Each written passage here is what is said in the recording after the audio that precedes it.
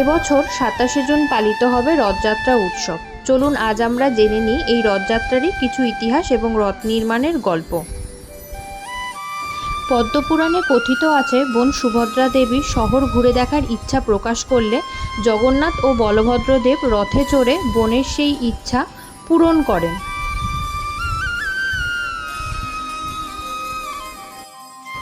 অক্ষয় তৃতীয়ার শুভক্ষণে প্রায় 1400 কারিগর নিয়ে এই রথ বানানো শুরু হয়। তৈরি করা হয় আলাদা 3টি রথ।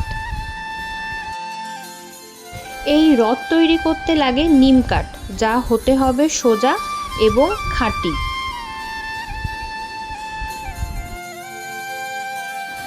এরপর জগন্নাথ দেবের মূর্তিতে সোনার কুঠারটি ছুঁয়ে সেই কুঠার দিয়ে নিম গাছটি কাটা হয়।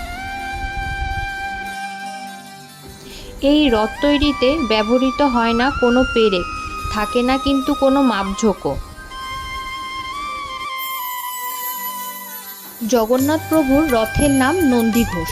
16টি চাকা বিশিষ্ট এই রথের উচ্চতা 45 ফুট। বলরাম দেবের রথের নাম তালধ্বজ। এতে চাকার সংখ্যা হলো 14টি। আর বোন সুভদ্রার রথের নাম হলো দর্পদলন। এতে চাকার সংখ্যা হলো 12টি।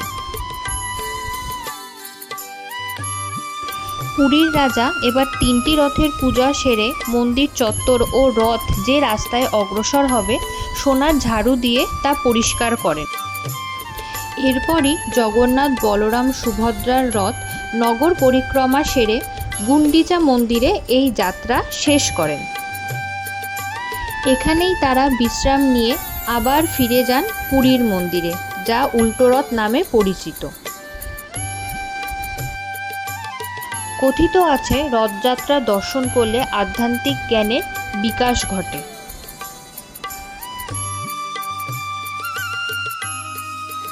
এই রথের দড়ি টানলেও সমস্ত পাপের মোচন ঘটে, পুণ্য লাভ করে সমস্ত ভক্তরা।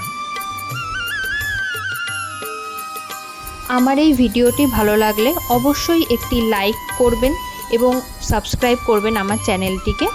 জয় জগন্নাথ প্রভুর জয়।